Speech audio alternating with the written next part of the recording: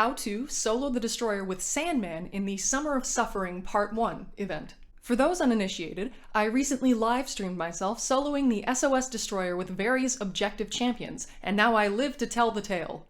Here is how I ranked the champs I used for this particular objective. See if you have one of the better options ranked up, and maybe check that tutorial out instead. But if not, let's get on with the show. I will first give a shortened summary of the things you should be aware of in this fight. If you would like a more in-depth explanation, that, and more, is contained in my General Destroyer Guide. I swear these aren't shameless plugs, by the way. I just talk a lot, so I'm trying to section things off and make them as easy to navigate as possible. This is for you, not for me. Please believe me. Anyways, the Destroyer. There are two core pieces of info to absorb. The first is that buffs are not your friend. When you hit him, for each buff you have on you, you will get a portion of the damage reflected at you in the form of an instant rupture. And even if you use a champ without natural buffs in their kit, there are still a couple that will interfere unless you have a buff immune champion entirely. One is your dexterity buff. Not much you can do about that one since you need to dex his hits, but just know that the first hit or two when you punish him after dexing, it will count as a buff towards that damage reflection. The other buff of note is an unblockable buff you'll get from the node. It's like hot potato.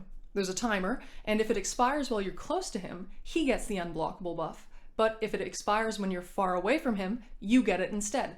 You can choose who gets it by deciding whether you get close or far from him when the timer's up.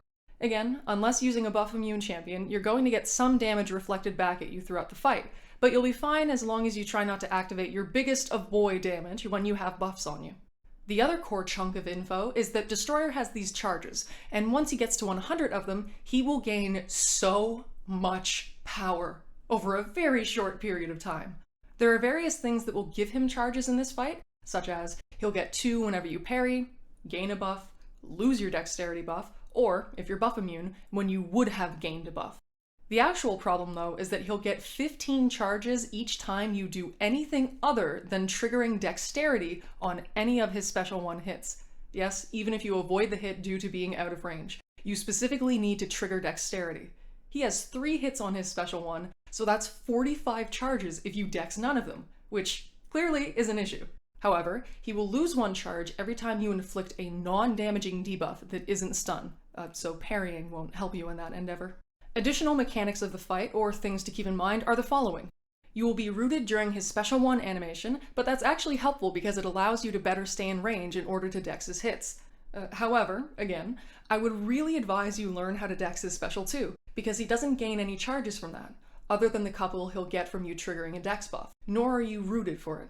It's not hard to do, I promise, and it's certainly worth it rather than trying to dex every single hit of his special 1 every single time. Next up, you cannot intercept him unless you have recently punished his heavy, because he is the Destroyer, and his whole thing is being unstoppable when dashing forward. This time he's stun immune when dashing, by the way, so you can only parry stun him while he's in close range. I know I mentioned that buffs are an issue, but if you're not taking a bunch of damage by messing up and getting clipped, you should have enough health to not worry too much about hitting him when you have a dexterity or unblockable buff active on you. Just be mindful. If you'd rather be safe than sorry, you can also use health boosts so the consequences aren't as severe. And lastly, like I always say, equip your goddamn relics. But some relics give you buffs, so stay tuned and I'll tell you which ones are safe to use for your specific champion. Got it? Okay, cool. Now allow me to explain how to use said specific champion for this fight. The Man of Sand is one of the hardest of counters for this fight. I did place him in the Tier 1 Fight Pisser category for a reason after all, and thus we will use the LMAO Fuck You Tin Man method for the fight. Any relics will work here. What to know for the fight? Looking at his bio, you may think that the name of the game here will be within his special 1, since he does indeed have access to Petrify through it. However, that is not the case. Not in my tutorial, at least. It's actually his special 2. His special 2 places so many debuffs, decelerate debuffs to be specific, that he's just not going to get the chance to have his power gain party, so no Petrify is needed in this case. Also, while they may have made Destroyer immune to slow debuffs as a means of preventing you from bypassing his unstoppable, this stupid furnace-faced fuck isn't immune to decelerate, so you'll be able to intercept to your heart's content without needing to worry about, oh, did I counter as heavy? Do I still have the grit passive on me? All of that. What to do for the fight is piss on him repeatedly with your special 2. No charges for you, you silly metal man. Personally, I still prefer pushing Destroyer to Special 2s as it makes me feel safe, because no charges, yet still makes me feel alive, because you risk not dexing it properly. Do what you want though, it should work either way. The other thing to do is play Sandman like Sandman, and to my non-man-sand using self, that boils down to the following. When you reach 20 of your resistance charges, you will go into an unstable mode.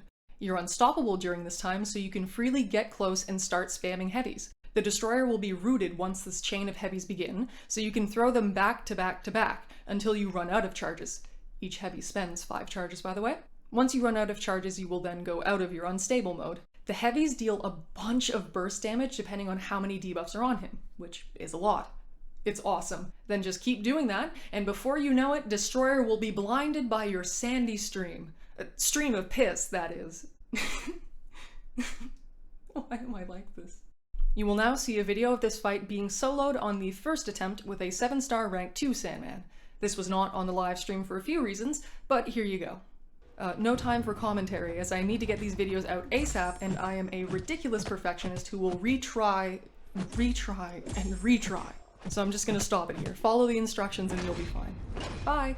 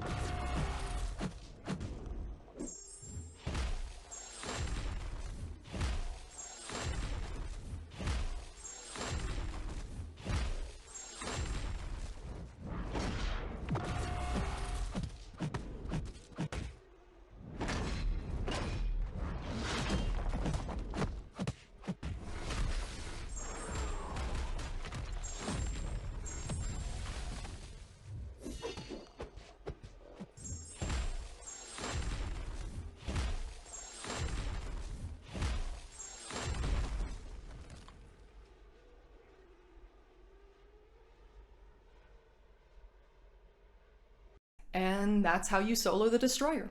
I hope this was able to help. Hi there, post-editing Vol. I'm very sorry for the late upload, and I was going to say that I'll be rushing the other ones out, but I think that it is a bit too late for that, and there are many more tutorials to be made, so I think that I'll just leave these villain ones up, and I'll say that anyone can reach out to me if they would like to know how to solo the fights with the following champions: America Chavez, Quicksilver, Sasquatch, Spider-Man 2099, Spider-Ham, Hulk, and Jessica Jones. I soloed with all those, and I know how to do it. Apologies again. I should know better than to make promises like that, and I'll try to implement preventative measures next time so I can keep true to my word. Until you hear from me next, thank you very much for your patience, and I wish you the best of luck in your solos.